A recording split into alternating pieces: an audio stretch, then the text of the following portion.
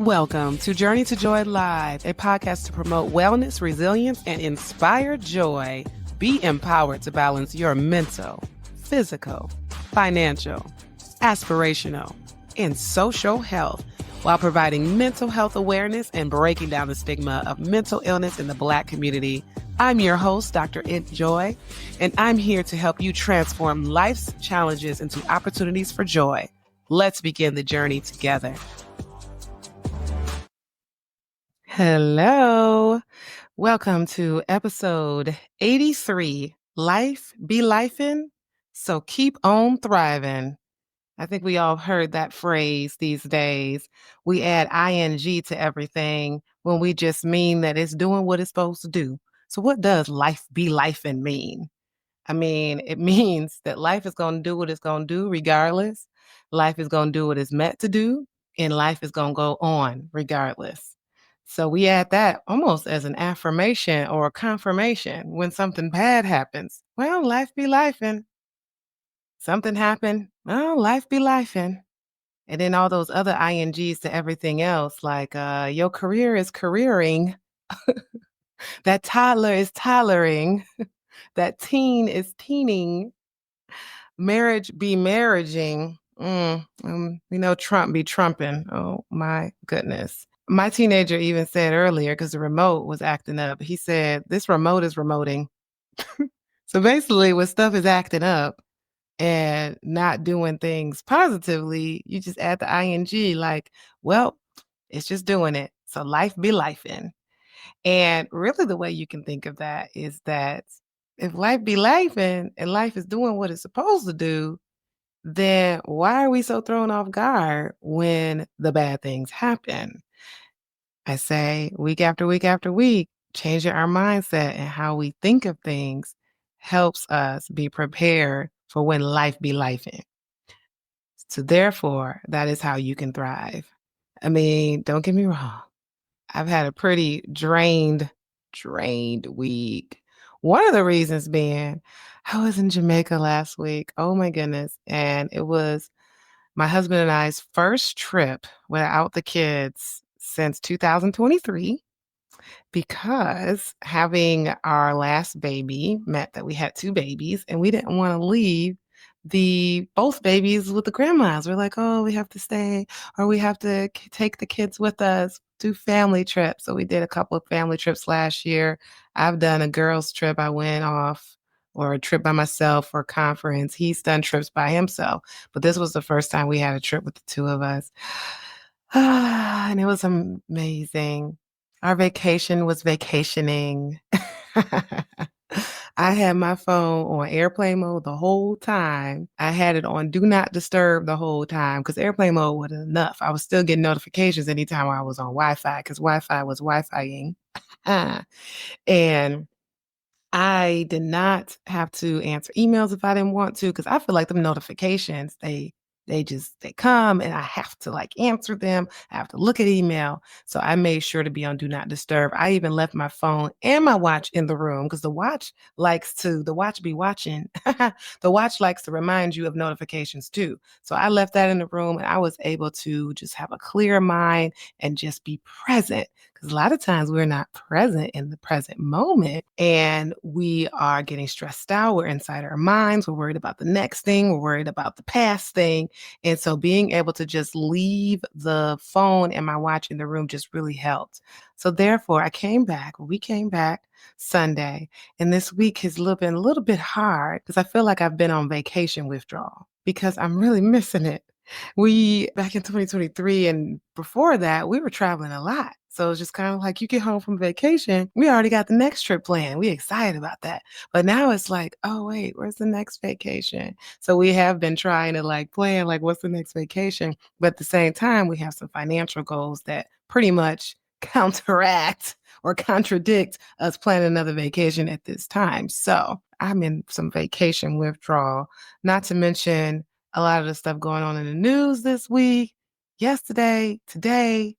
Like I said, Trump be trumping. If we add an ing to any word, we can add an ing to him. Honestly, the way I deal with that, I've said it before, I don't engage in the news like that. My husband tells me the news and he filters it out for me. He tells me real quick what's going on. So obviously there's some things that you just can't miss.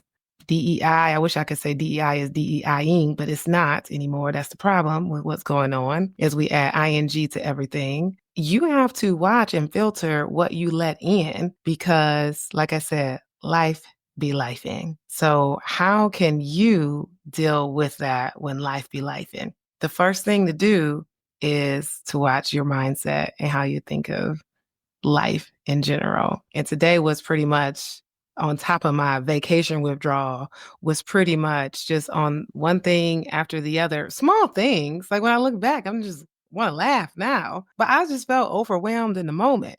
For one, my employer changed our insurance. Should I even say to Kaiser? Kaiser is just so different from anything else. So that means we have to switch everything. Yesterday, I showed up in Lens Crafters for my eye exam, and they're like, oh, yeah, no. We're not in network with Kaiser. I was like, oh.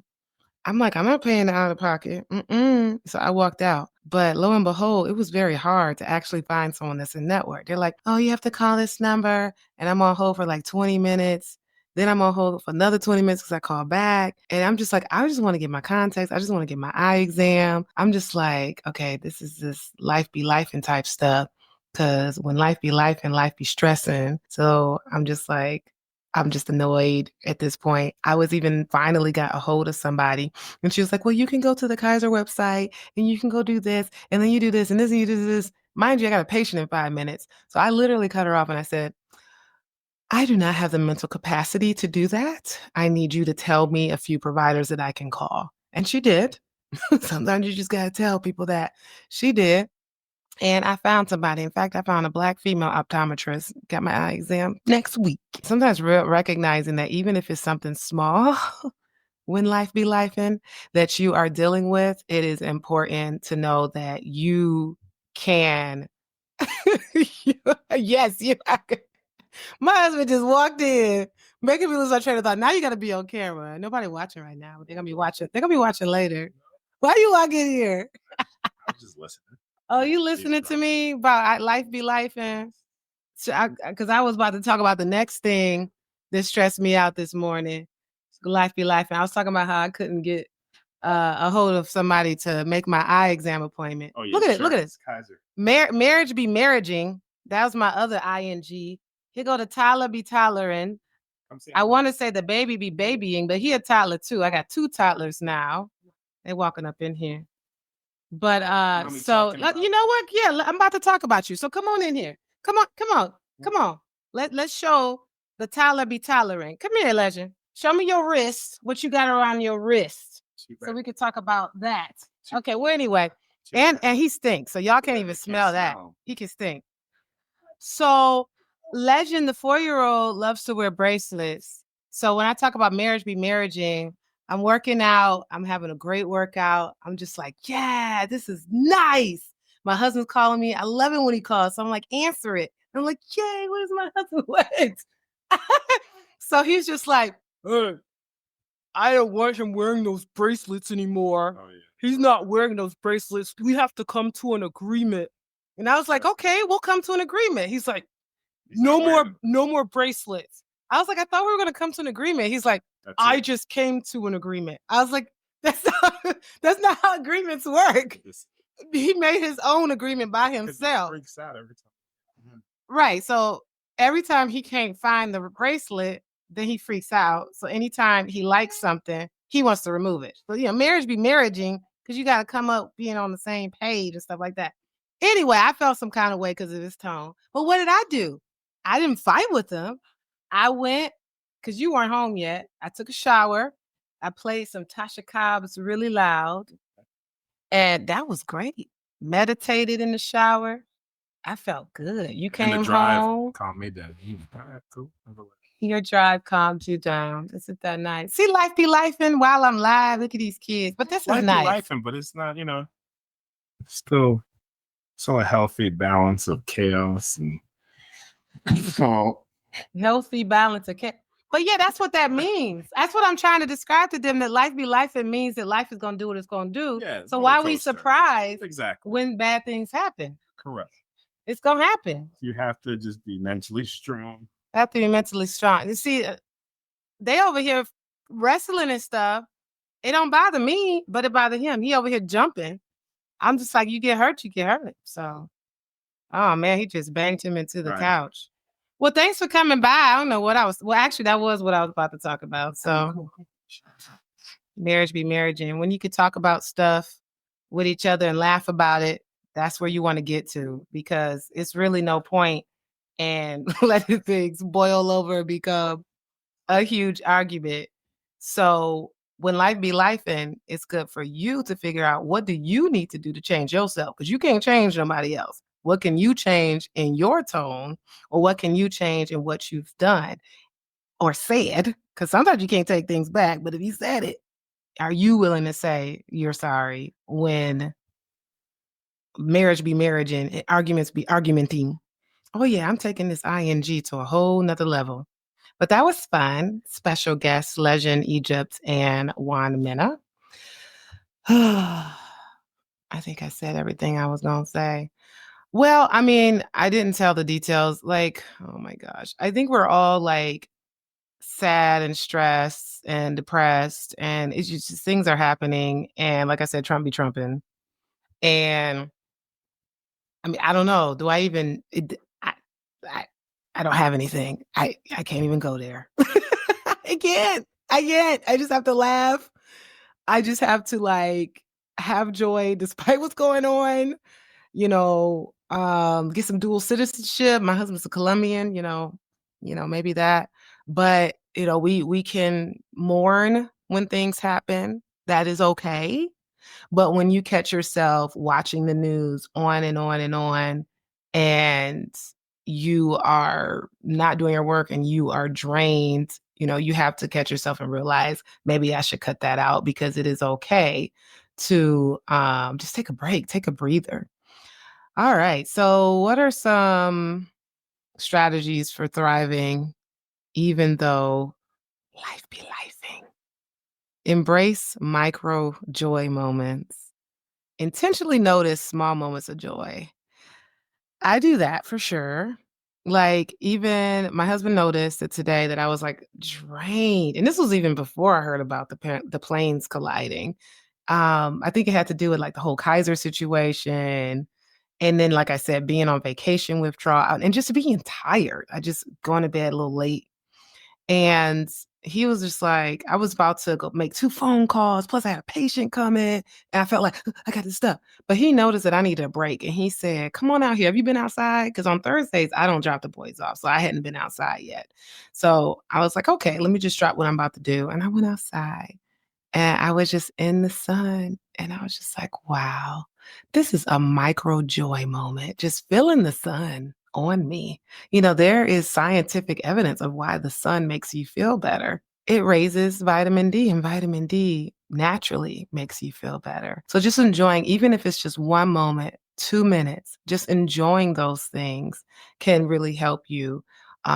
Whatever a small win might be, like, oh, I was able to make that credit card payment. That balance is going down. Or maybe I got a flat tire, but I got some good car insurance and was able to have them come and fix the tire. Those small wins are very important. You don't have to wait for something huge to happen to realize you are experiencing joy. So when you can say life be life, and that's like a confirmation, but it's also like, I'm conquering life. I am thriving at life. Another strategy is pretty much like a 2-minute reset. So like celebrating a small win of me getting on the porch and having sun is similar to that 2-minute reset. I was out there, and you know what? I'm just gonna cut myself off. I'm experiencing the vacation withdrawal now, because the name of the retreat this weekend was Reset. So me just saying 2-minute reset. I want to go back to Jamaica. And I feel like I experience joy more than the average person anyway. And I'm just over here just like, Jamaica. And Jamaica was really healing, because when we were in the airport, there were some things that happened that made me feel like a little like, we'd only had one guest on the room. And they were like, "Oh, you have to add a guest, so therefore you have to pay an extra $150 a night." And we're just like, "Oh, that's extra money." So I was like a little mad at that because it wasn't our fault. Like we had called the hotels.com to have them add it. Even though I was a little bit pissy about that, as soon as we left the airport, the sun hit me of Jamaica. The mountains were there. See, so that's why you got to get away. And that's what's good about a 2-minute reset. Me just closing my eyes and thinking about that Jamaican beach, thinking about the wind, thinking about the mountains, and engaging my five senses. Six senses, that's funny. My five senses is extremely helpful when it comes to being able to ground myself if I feel overwhelmed, especially like I did earlier. So, a 2-minute pause, whether it is grounding using your five senses or deep breathing, can be really, really beneficial. And just saying, this is hard, but I've faced hard things before. That is that positive affirmation that helps you get through when life be lifing. What else? I mean, be strategic. Map out your stress patterns. A lot of people that I speak to, I say, what are your triggers? What are your stressors? What happened beforehand? Especially I work with a lot of adolescents and they're not sure. They don't I don't know what stressed me out. Were you thinking about something that stressed you out? And what was that thing you were thinking about? Because there's one thing, the thoughts that lead to your stress and lead to you feeling like you're overwhelmed. And then there's a situation that could be happening. A situation can make you feel a certain way, or it could be that thought that you had because of the situation. It's not actually that situation that's stressing you out. So map out your stress pattern. What ends up happening when a situation happens? What's the pattern? Is it every time something stressful happens, you have this bad thought about your life? You just go all the way to life is just life in and I just can't live life no more. Is that what's happening? Or you go to a thought that's not so bad, but then that not so bad thought leads to another not so bad thought, and then another thought leads to a really bad thought, which leads to a really, really bad thought. What are your stress patterns? Or are you just automatically taking it out on somebody because you're stressed out? So, journal, create a visual map so that you can track what stressors that are recurring because we know it's going to happen. Life be lifing. Life comes with stresses. Life comes with challenges. Life comes with things that make you feel overwhelmed. But guess what? Life be life and also means that it comes with the beauties of life. Life also comes with joy. Life also comes with things that you can do to grow and opportunity. Thinking of failure as opportunity, thinking as a mistake as something you can grow. So changing your mindset and how you think about that really helps. But doing the work and learning what your stress patterns are helps you when you are needing to achieve joy because you need to and you want to. The next strategy is the 3-2-1 rule for the tough days. When you experience a tough day, which could be every day, so maybe you need to be doing these things consistently, or maybe you have different types of things that you do depending on how stressed the day is. But taking 3 deep breaths, so 3-2-1, 3 deep breaths to reset your mind, 2 positive affirmations to refocus, and 1 intentional action to move forward. It's like a cocktail. I was talking to a patient recently. It's a cocktail. It's not just doing the positive affirmations, just doing the grounding, only doing journaling. It's like a whole cocktail of stuff that you do. What's a cocktail? A cocktail has multiple things in it, right? So taking deep breaths is very important. Like today, earlier, I was saying how what I needed to do to reset. I took a shower. That was one thing. I was listening to some spiritual music and I was praying and meditating. So those were like a triple threat that was very helpful for me, a triple joy that was very helpful to me. So know what you need to do in order to just reset. Because when he spoke to me in that tone, I'm just like, oh, now I feel disrespected. And oh, this, that, and the other. But when I reset, it's kind of like, that doesn't even matter anymore. Because honestly, when if I get in an argument or a disagreement with my husband, there was this reel, and I mentioned this before, I'm gonna mention it again. This reel that it was showed or said that think about like when you argue with somebody, especially your spouse, picture yourself 80 years from now and they're gone, or you can't talk to them because they're demented or something sad. And you're just like, at that point, when you 100, 80 years from now, I guess I can't think 80 years from now, I'd be 120 in 80 years. But anyway, you get what I'm saying. But at that point, if I can't no longer talk to him, I'm not even remembering bad days. I'm not even remembering the arguments. I'm not even remembering when I was stressed out or disrespected or felt disrespected by him. All I'm remembering are the good days. My great uncle once told me that when he lost his wife, he was just like, we were together 63 days. No, 63 years. And he said, but thinking back, it just only feels like 63 days. I'm like, oh my God, it's so sad.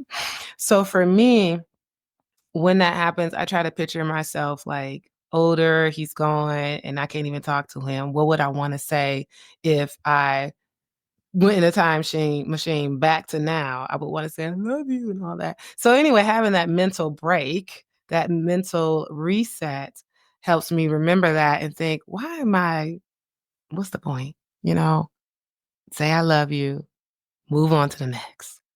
So those are things that are helpful, especially in marriage. And the same thing with kids.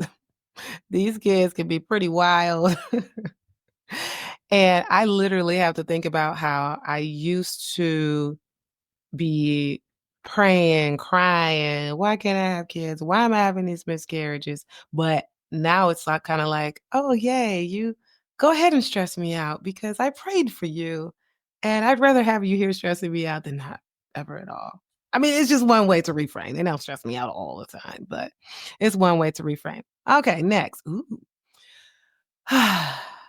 Mental unfollow button.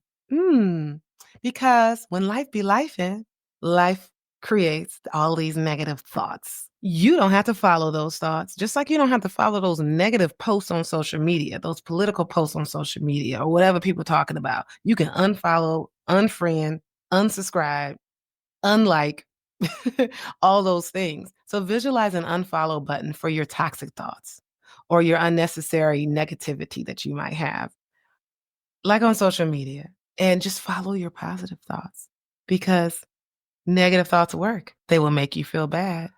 Positive thoughts work too. They will make you feel good. So, next, do a joy audit. Like, think to yourself, what's one way I can bring joy into this challenge? When life is lifing, whatever that challenge is, what can I do at this point to bring joy? What is it?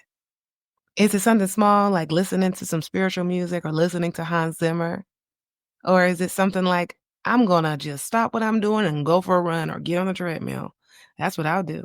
Or do you need to go do some yoga? Because that's what you do. Or is it that you just need a bottle of water? How about that? How about you just dehydrated? Or maybe you need a nap. That's what I was just thinking before this. I'm tired, but y'all bring me to life. This feels good. I'm awake now. What's one way you can do to bring joy into this challenge, whatever this challenge is, even if it's multiple challenges? This takes work, it takes intention. Write these things down and do it.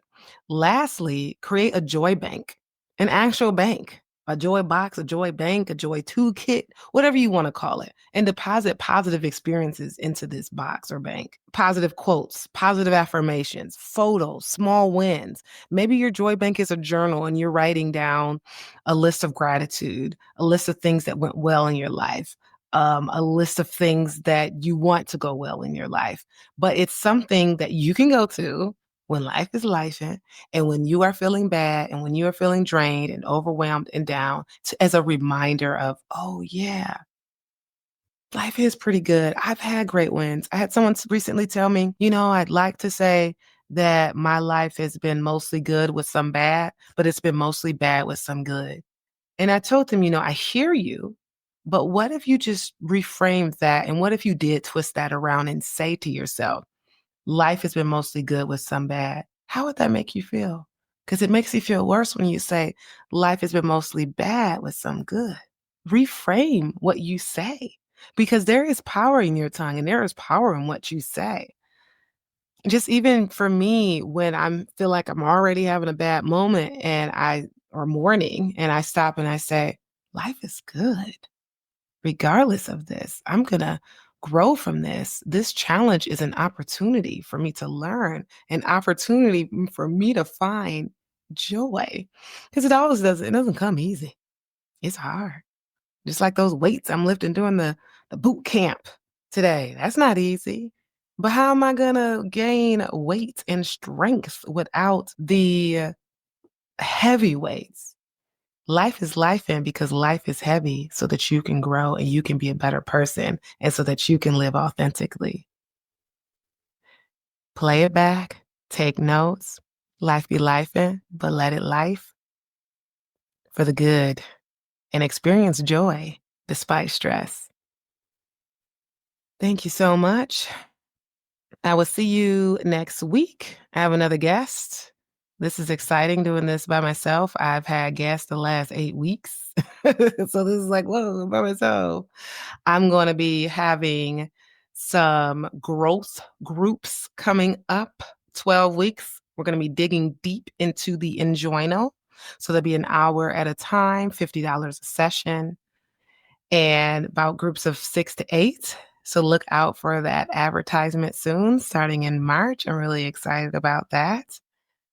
All right. Thank you for tuning in. See you next week. This has been an Enjoy Life production. If you're in a crisis, don't hesitate. Call, text, or chat 988 for immediate support. Please note, this podcast is for informational purposes only and is not a substitute for professional treatment. If you're looking for therapy or medication management through Enjoy Life, visit www.drenjoylife.com to request a consultation. I accept Aetna for Georgia residents, and out-of-pocket services are available for others. I'm licensed in Georgia, Florida, Michigan, Tennessee, Maryland, Wisconsin, New Hampshire, Illinois, Virginia, and Minnesota. Be sure to grab your copy of the Enjoino on Amazon for $39.08 to help you on your wellness journey. And remember, Journey to Joy Live is every Thursday at 7 p.m. Thank you for joining me. And until next time, may you continue to transform challenges into joy.